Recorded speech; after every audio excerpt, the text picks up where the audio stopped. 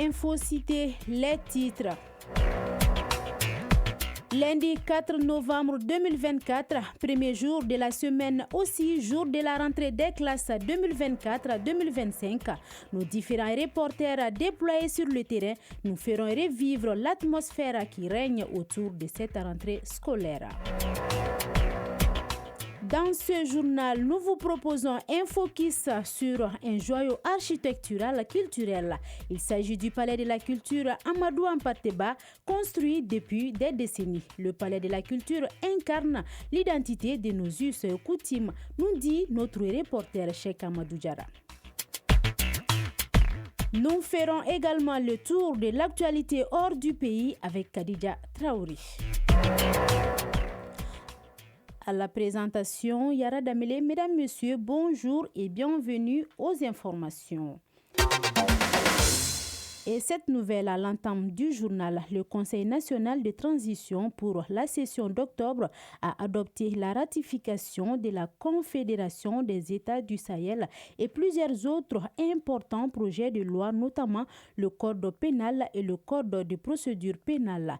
Il aura fallu l'adoption des 197 amendements avant de passer à l'adoption des deux projets de loi.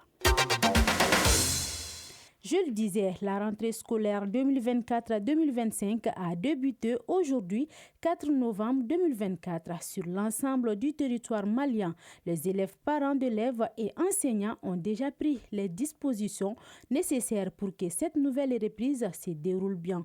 Dans les écoles primaires, le premier cours est déjà dispensé. C'est le constat fait par notre reporter Cheikh Amadou Diarra qui a sillonné quelques établissements au niveau de la rive gauche.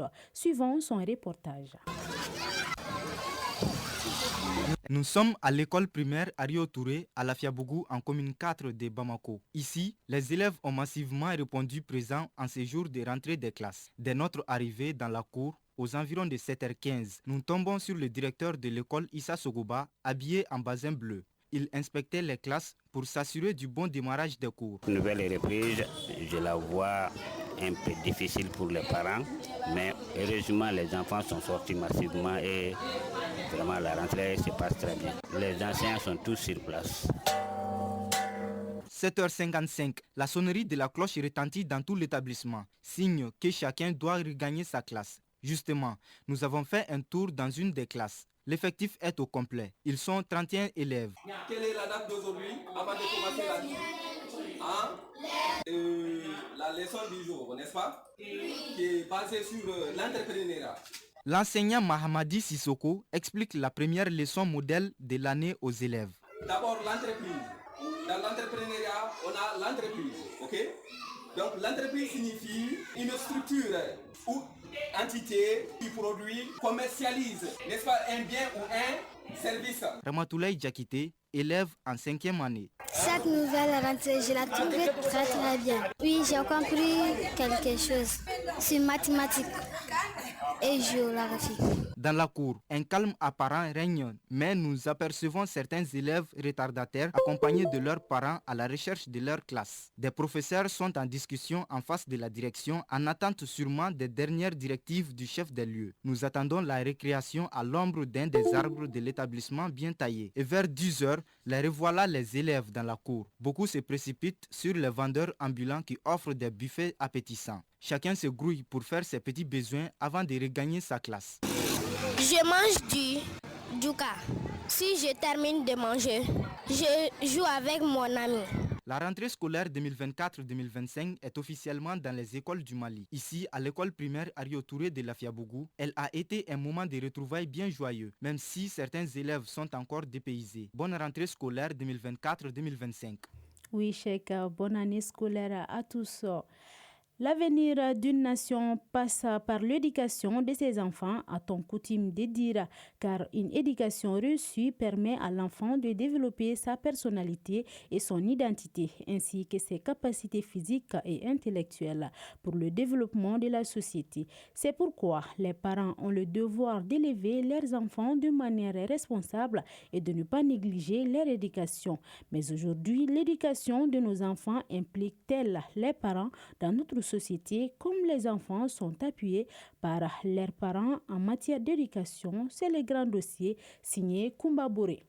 L'éducation favorise l'épanouissement de l'enfant et les parents jouent un rôle crucial tant pour le développement de l'enfant que pour les apprentissages précoces. Mais une bonne éducation d'un enfant nécessite l'implication d'autres personnes comme les enseignants et la communauté qui jouent un rôle complémentaire. Sidi Modibo Damele, chef de famille. Les parents de l'enfant sont les premiers à s'assumer pour l'éducation de leurs enfants.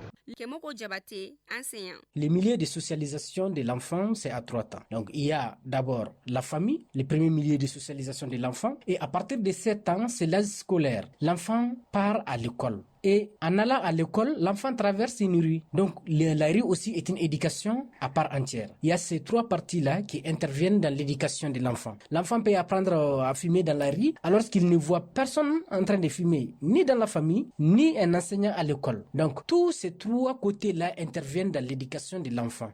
C'est pourquoi on choisissait même les camarades de son enfant. Quand on les voyait traîner avec n'importe qui, on lui interdisait de collaborer avec ces derniers. Alors, aujourd'hui, on ne peut plus même insulter un enfant à l'école, à plus forte raison dans la rue, sinon on vous donnerait une convocation. Et il faudra nécessairement revenir à nos familles traditionnelles pour que l'éducation des enfants soit une affaire collective et non une affaire individuelle. Le rôle des parents est primordial dans l'éducation d'un enfant, mais ceux-ci peuvent ne pas réussir cette mission. Batoma Konaté, mère de famille. L'éducation de nos enfants d'aujourd'hui est très difficile à gérer, car même si nous les éduquons à la maison, lorsqu'ils sortent, ils prennent souvent d'autres chemins qui diffèrent de ce que nous leur avons appris. Il arrive même que des jeunes filles s'habillent correctement chez elles, mais qu'elles changent de vêtements en sortant. La société pense fort que c'est la faute de la famille, alors que ce n'est pas toujours le cas. Donc, la communauté devrait également s'impliquer de la même manière, car c'est une responsabilité collective qui nécessite la collaboration de tous. Donc, même si au Mali, la communauté, les parents et les enseignants, entre autres, s'impliquent dans l'éducation des enfants, force est de reconnaître qu'une bonne pédagogie, la participation et l'engagement de tous pour garantir que chaque enfant ait accès à une éducation de qualité et à un environnement propice à son développement est une nécessité dans notre pays. À présent, le tour d'horizon de l'actualité internationale.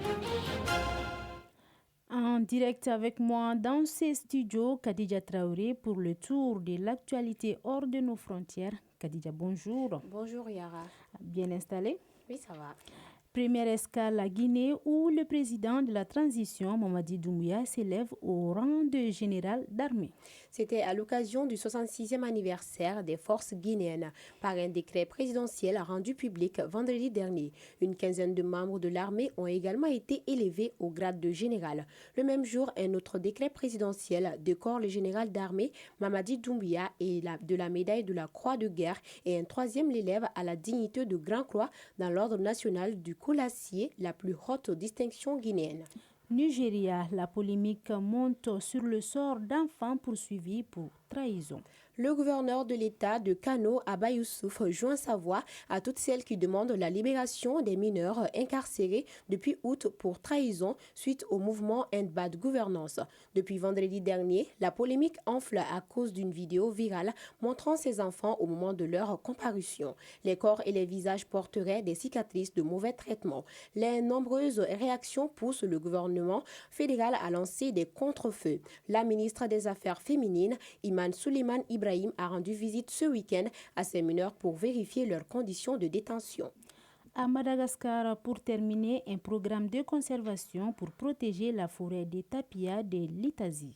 Le programme de conservation Pythagore vise à protéger une forêt endémique de tapia, des arbres que l'on trouve uniquement à Madagascar. Dans la région de l'Itasie, à l'ouest d'Antananarivo, la forêt de tapia a perdu 40% de sa superficie à cause de la déforestation en l'espace de 30 ans. Sa conservation est pourtant vitale pour les habitants qui récoltent des produits comestibles et de la soie sauvage pour fabriquer des voiles traditionnelles. Voilà, c'est tout Yara. Merci beaucoup Khadija pour toutes ces informations. Il y a des siècles, le Mali est doté d'une riche culture. Elle incarne l'identité de nos us et coutumes. Et pour matérialiser cette grande richesse, notre pays a construit un joyau architectural culturel depuis des décennies. C'est là pour accueillir l'organisation de différentes manifestations à caractère culturel et artistique. Il s'agit du Palais de la Culture Amadou Hampâté-Bâ. C'est l'un des édifices composés de plusieurs entités et parmi ces entités culturelles figure le ballet malien, une troupe de danse folklorique de notre pays. Cette section de danse nationale contribue à la sauvegarde des chansons et des pas de danse ethniques de notre pays. À la découverte du Palais de la Culture et du ballet malien, c'est un dossier signé Cheikh Amadou Diarra. Le Palais de la Culture Amadou Hampâté-Bâ, situé à Badalabougou, à la descente du pont des Martyrs en commune 5 du district de Bamako, est un édifice à vocation artistique et culturelle. Sa création date de 1983 grâce à la coopération entre le Mali et la Corée du Sud. Abdoulaye Djombana, directeur du Palais de la Culture. Donc le palais est le fruit de cette bonne collaboration entre deux pays. Le Palais de la Culture est une infrastructure comprenant 3 locaux. L'administration, la comptabilité, des salles et des espaces. Pour 3000 places, 400 places, 200 places, on en a pour 100 places, on en a pour 50 places. Les espaces, l'esplanade, il y a la berge, il y a le jardin. Le directeur du Palais de la Culture dira que ce lieu est le témoin des événements majeurs de notre pays. Historiquement, a accueilli beaucoup d'événements. Même le procès de Moussa Traoré s'est passé au Palais de la Culture. Après les événements de 91, même actuellement, nous nous adaptons à des événements, à des meetings, à des grandes rencontres. L'édifice rend hommage aux icônes de la culture malienne. Des figures emblématiques de notre pays sont immortalisées au Palais de la Culture. On ne peut pas parler de la culture aujourd'hui dans le monde entier sans parler d'Amadou Hampâté-Bâ. Et la preuve en est que l'UNESCO a beaucoup travaillé avec Amadou Hampâté-Bâ. Et qu'Amadou Hampâté-Bâ a été ambassadeur du Mali. Maintenant, le nom Bazmouna est effectivement la colonne vertébrale de l'art malien, de la musique malienne. Il a même dit que c'est ces notes qui ont permis notre hymne national d'être chanté comme ça.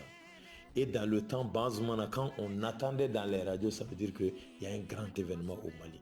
Vous l'aurez compris, la culture occupe une place importante dans notre société et le Palais de la Culture contribue à la promotion de l'ensemble des représentations artistiques et culturelles. Et ces missions tournent autour de la formation des techniciens, l'appui dans la mise en œuvre de la politique et de la culture et la promotion de l'art et la culture qui sont l'ensemble instrumental, le Badema national, le Koteba national et le ballet malien. Justement, parlons du ballet national, une section où nous avons également fait un tour. Raman Sidibé, directeur artistique du ballet national. Le ballet, auparavant c'était le troupe folklorique. Au fil de l'évolution des choses, on a divisé ces différentes groupes de musique, de danse, de théâtre en sections. Le nom ballet est attribué à la partie danse. Toutes les régions du Mali sont représentées à travers quelques danses. Le ballet malien n'a pas uniquement joué au Mali. En effet, il s'est produit sur la scène internationale. De son avènement à aujourd'hui, il a remporté plusieurs médailles. Des récompenses comme le médaille d'or des arts nègres qui a été remporté par le ballet depuis les années 1960. Activement engagé dans l'exécution d'un pas de danse appelé Frabassia, nous rencontrons Seydou Keita, étudiant en première année au Conservatoire des Arts et Multimédia. C'est le premier mouvement dont j'ai fait là. Et après ça, le rythme du tam-tam va changer. Tant. Alors là maintenant tu passes à la deuxième action. Donc tu fais le deuxième mouvement, il y a le troisième mouvement, il y a le quatrième mouvement, il y a le cinquième mouvement. Malgré des difficultés dont elle est confrontée, la troupe de danse traditionnelle continue néanmoins de former des jeunes en danse traditionnelle. Draman Sidibé, directeur artistique du ballet malien. Auparavant, les danseurs du ballet étaient des fonctionnaires de l'État. Maintenant, c'est très rare de voir ça. Maintenant, ils sont recrutés par contrat. Et pour vraiment payer ces contrats-là, c'est difficile. La préservation de ces outils du rayonnement artistique et culturel demeure essentielle pour notre patrimoine. C'est pourquoi nos interlocuteurs exhortent le gouvernement à avoir un regard encore plus novateur sur le palais de la culture Amadou Hampâté-Bâ, l'un des piliers de réaffirmation de notre identité culturelle.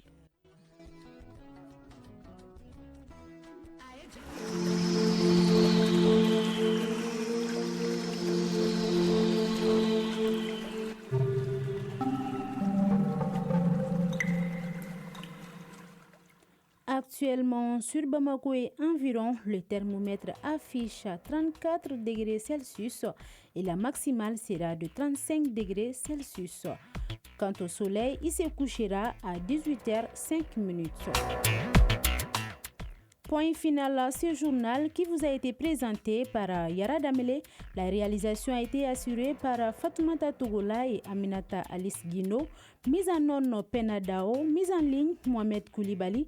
La coordination éditoriale a été assurée par Nyanya Alou Traoré et Jefa Jara. Restez connectés sur l'onde de choc. Tout de suite, le journal des sports avec Moussa Diabaté et Bourama Diallo.